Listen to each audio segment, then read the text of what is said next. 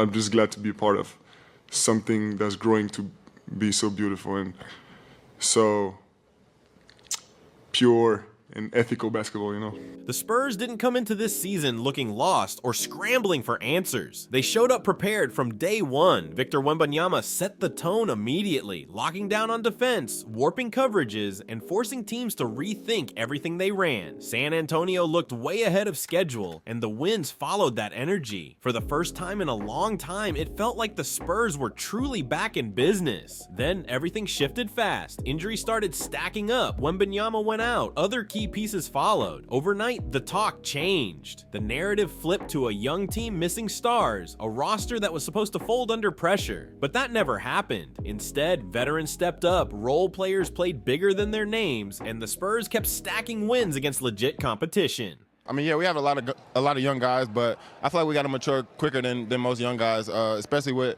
you know, the kind of season that we want to have. And you got to win those close games to do that. So we've been doing that so far.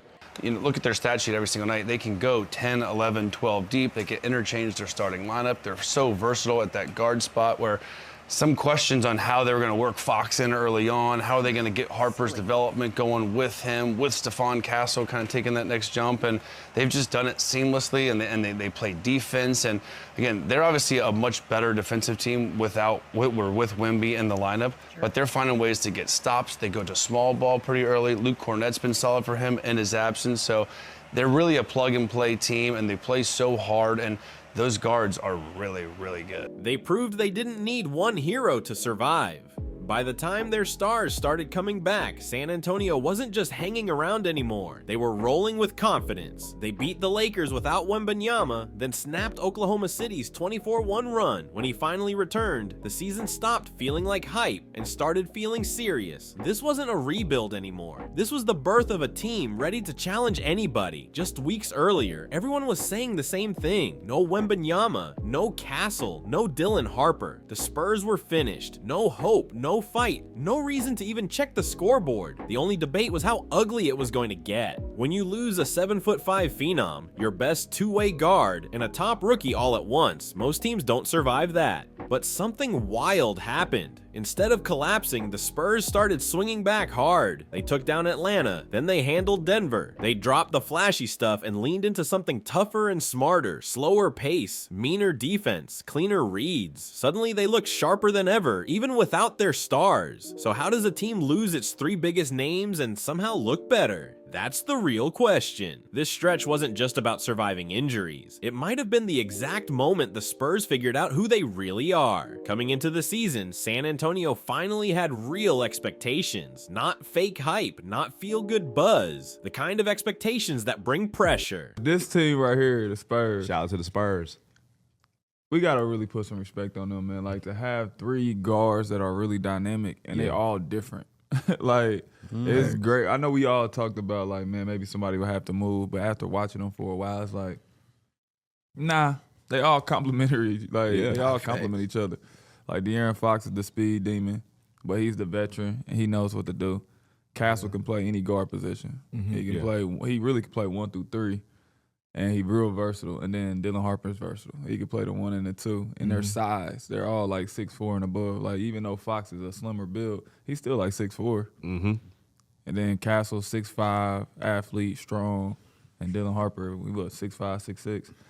I think the Spurs built something, and they got a recipe that's going to be special for years to go. I don't think they got to make no trades or nothing. The vets brought balance. The young core started clicking, and right in the middle of it all stood Victor Wembanyama. From the second he stepped on the floor, he wasn't just defending shots, he was controlling games. At 7'5", he erased space, made scorers hesitate, and owned the paint. But the biggest leap came on offense. The step backs looked smoother, the post-ups were calm and calculated. He wasn't forcing anything anymore. He was dictating everything, reading double teams, finding shooters in rhythm, letting the offense breathe. You could see it clearly. This wasn't just a star forming. This looked like a future best player in the league. The only shadow hanging over it all was his health. Last season, Wembanyama played just 46 games because of deep vein thrombosis. That's serious, especially for someone his size. So when he came back stronger, calmer, and more in control, it felt like the Spurs were finally seeing the version they were promised. And it showed immediately. San Antonio opened the year 5-0, their best start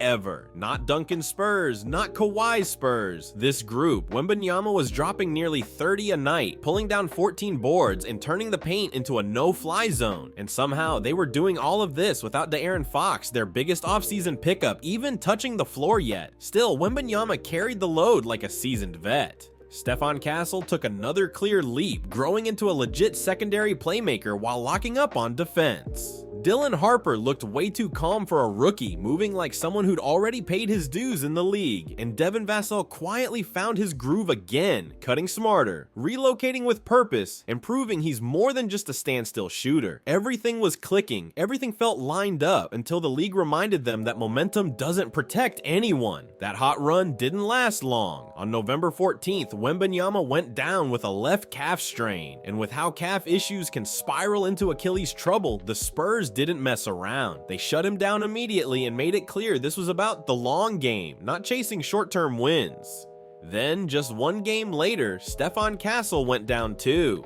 Suddenly, it wasn't just Wembanyama missing time. Dylan Harper was in and out of the lineup, the rotation got razor thin, and the outside noise got loud again. Most people figured this was the end of the road for San Antonio. But the Spurs refused to fold. Instead of crashing, they went 5-2 over the next stretch. And these weren't soft wins either. They beat real teams like Atlanta and Denver while missing their defensive anchor and their best young guard. That wasn't luck, that was structure. San Antonio didn't pretend to be the same team anymore. They built a new identity on the fly. But just to be in this type of environment with this team is great. It's very fun just playing with guys that that we're gonna play for each other no matter what. There's no egos. And just being in this winning environment, I wouldn't want to get drafted anywhere else.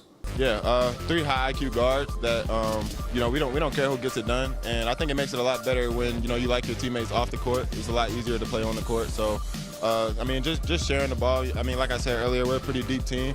We got a lot of guys that can do it on any given night. So whoever's night it is, then that's what it is. The flash disappeared and control took over. Smarter possessions, cleaner looks, fewer mistakes. When your stars are stuck in street clothes, you don't chase highlights, you chase edges. The Spurs started getting more shots than their opponents through discipline, not chance. They attacked the glass harder. They slowed the pace. They forced teams into awkward shots they didn't want to take. And it all started with De'Aaron Fox. With Wembanyama and Castle sidelined, the ball found Fox's hands and stayed there. The game settled down instantly.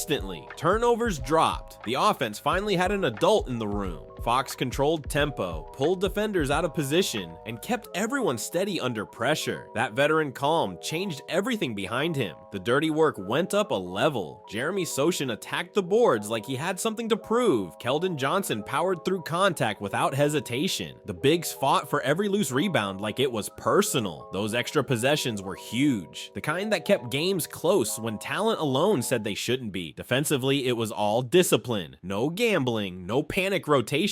They stayed home, funneled opponents into mid-range shots, and trusted the numbers. Some shots fell, sure, but over 48 minutes, the math kept leaning San Antonio's way. It wasn't flashy basketball, but it was tough, grown, and sustainable. That's how real identity gets built. And as the weeks passed, it became obvious this wasn't just De'Aaron Fox holding things together.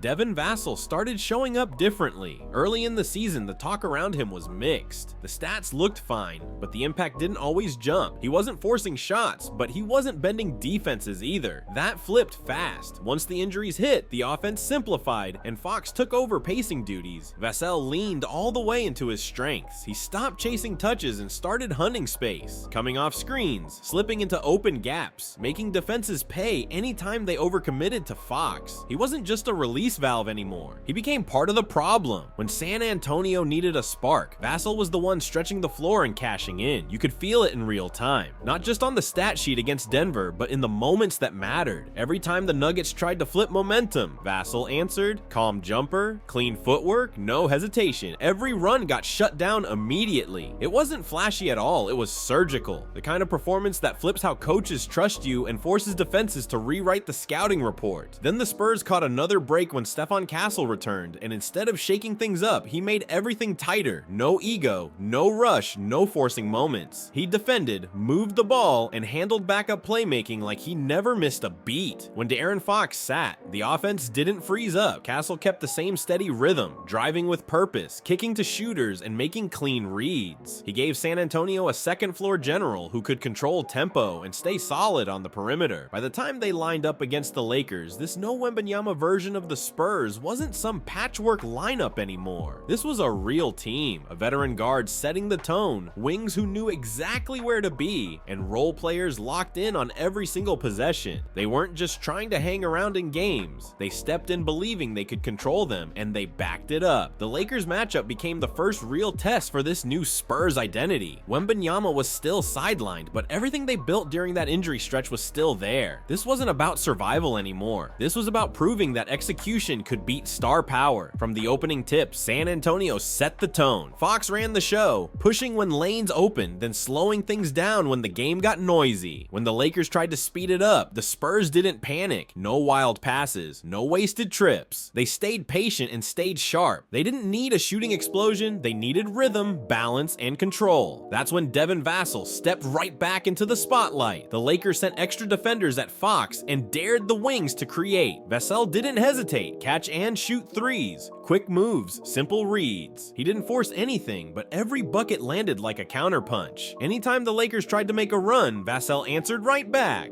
Castle added another edge off the bench. He brought energy without chaos, defended hard, kept the ball moving, and attacked gaps when they opened. And most importantly, when Fox needed a breather, the offense didn't fall apart. Castle held it together, which quietly changed everything. The rest of the squad followed that lead. Keldon Johnson attacked the rim with intent. Jeremy Sochan battled for every rebound like it was personal. Harrison Barnes punished slow rotations from deep. The Spurs didn't outshine the Lakers with star power. They outworked them. By the fourth quarter, Los Angeles looked worn down. Every possession felt heavy. Every mistake came with a price. When the final buzzer sounded, the scoreboard told a bigger story than just a win. It was validation. San Antonio had beaten a loaded Lakers team without their franchise player, and they did it by sticking to their new identity. Patient, tough, disciplined, and just when it felt like the Spurs had fully locked that identity in, everything shifted again. Next up was Oklahoma City, and Victor Wembanyama was finally back. San Antonio is a different team with Wembanyama on the floor.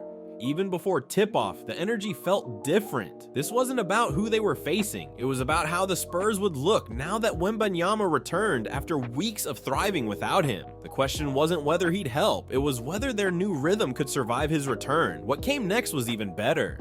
Wembanyama didn't come back trying to take everything over. No stat chasing, no forcing shots, no ego. He slid straight into a system that already had rhythm and instantly lifted it. The defense snapped right back to elite form. Shots at the rim disappeared. Passing lanes vanished. Oklahoma City, usually smooth and space it out, suddenly looked boxed in and uncomfortable. San Antonio didn't throw away what had been working. De'Aaron Fox kept control of the tempo. Stefan Castle stayed active. The possession-first mindset stayed locked in, but now every clean look hit harder because Wembanyama became the ultimate safety valve. When OKC collapsed on drives, he punished them with soft finishes and easy lobs. When defenders backed off, he knocked down rhythm jumpers. He didn't need the ball every trip, just being on the floor bent the game his way. That's where the magic showed up. The Spurs didn't have to choose between their old identity and the new one. They merged them. Fox kept slicing through defenses. Vassell stayed sharp and punished every late rotation. Castle brought calm and control. Only now, every opponent mistake turned into a Wembanyama moment. A dunk, a block, a second chance bucket. Defensively, San Antonio went right back to their formula. They steered OKC into tough mid-range shots and erased everything at the rim. And when those jumpers missed, Wembanyama cleaned the glass like it was automatic.